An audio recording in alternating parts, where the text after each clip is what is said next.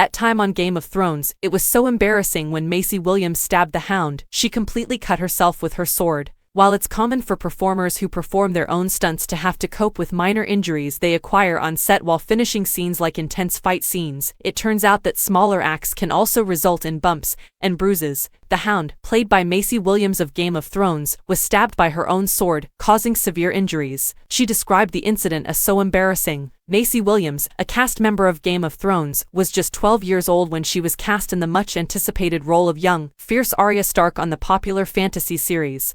She's now taken some time to think back on the end of the popular drama, her time spent on it, and her life in the wake of its contentious 2019 finale. Williams recently talked candidly about an embarrassing moment she had during a battle scene when she cut herself with her own sword to armchair expert presenter Dax Shepard. Arya was left-handed, but the actress appears to be right-handed. In response to the question of if she had ever done anything stupid due to her poor left-hand dexterity, she said, "It was a combination of people's faults, in a way. Not that it was entirely my fault.